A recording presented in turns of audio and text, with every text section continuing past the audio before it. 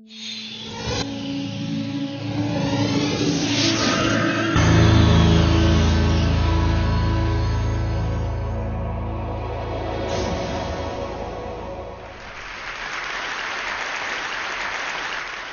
I was a child, I always wanted to be a superhero. I wanted to save the world and then make everyone happy.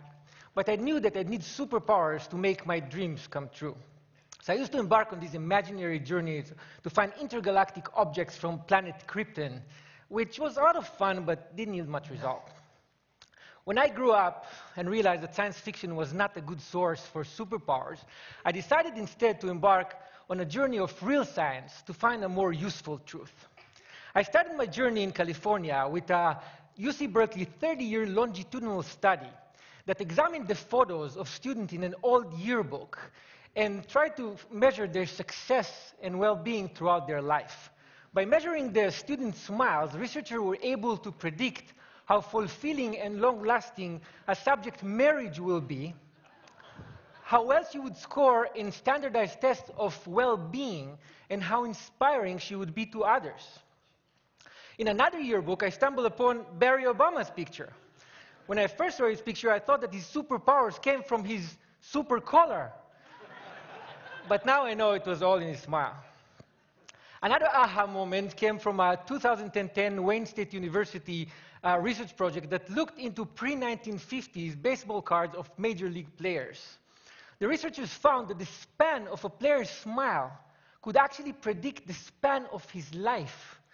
Players who didn't smile in their pictures lived an average of only 72.9 years, where players with beaming smiles lived an average of almost 80 years. The good news is that we're actually born smiling. Using 3D ultrasound technology, we can now see that developing babies appear to smile even in the womb. When they're born, babies continue to smile, initially mostly in their sleep, and even blind babies smile to the sound of the human voice. Smiling is one of the most basic biologically uniform expressions of all humans. In studies he conducted in Papua New Guinea, Paul Ekman, the world's most renowned researcher on facial expression, found that even members of the Fori tribe, who were completely disconnected from Western culture and also known for their unusual cannibalism rituals, attributed smiles to descriptions of situations the same way you and I would. So from Papua New Guinea to Hollywood, all the way to modern art in Beijing, we smile often and use smile to express joy and satisfaction. How many people here in this room smile more than 20 times per day? Raise your hand if you do. Oh, wow.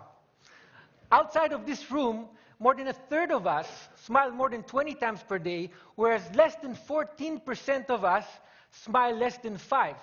In fact, those with the most amazing superpowers are actually children, who smile as many as 400 times per day.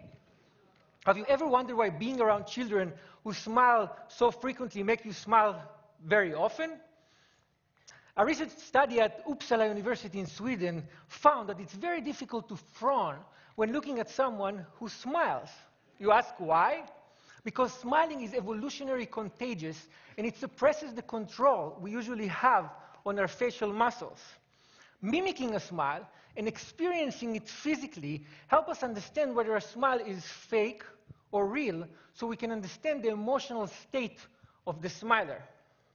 In a recent mimicking study at the University of Clermont-Ferrand in France, subjects were asked to determine whether a smile was real or fake while holding a pencil in their mouth to repress smiling muscles.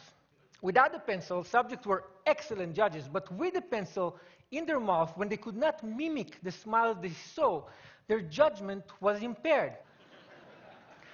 In addition to theorizing on evolution in the origin of species, Charles Darwin also wrote the facial feedback response theory. His theory states that the act of smiling itself actually makes us feel better, rather than smiling being merely a result of feeling good. In his study, Darwin actually cited the French neurologist Julien Duchamp, who used electric jolts to facial muscles to induce and stimulate smiles. Please don't try this at home. In a related German study, researchers used fMRI imaging to measure brain activity before and after injecting Botox to suppress smiling muscles. The findings supported Darwin's theory, but by showing that facial feedback modifies the neural processing of emotional content in the brain in a way that helps us feel better when we smile. Smiling stimulates our brain reward mechanism in a way that even chocolate, a well-regarded pleasure inducer, cannot match. British researchers found that one smile can generate the same level of brain stimulation as up to 2,000 bars of chocolate. Wait, the same study found that smiling is as stimulating as receiving up to 16,000 pounds sterling in cash. That's like 25 grand a smile. It's not bad. And think about it this way. 25,000 times 400, quite a few kids out there feel like Mark Zuckerberg every day. And unlike lots of chocolate, lots of smiling can actually make you healthier. Smiling can help reduce the level of stress-enhancing hormones like cortisol, adrenaline, and dopamine, increase the level of mood-enhancing hormones like endorphin, and reduce overall blood pressure. And if that's not enough, smiling can actually make you look good in the eyes of others. A recent study at Penn State University found that when you smile, you don't only appear to be more likable and courteous, but you actually appear to be more competent. So whenever you want to look great and competent, reduce your stress, or improve your marriage, or feel as if you just had a whole stack of high-quality chocolate without incurring the caloric cost, or as if you found 25 grand in a pocket of an old jacket you hadn't worn for ages, or whenever you want to tap into a superpower that will help you and everyone around you live a longer, healthier, happier life, smile.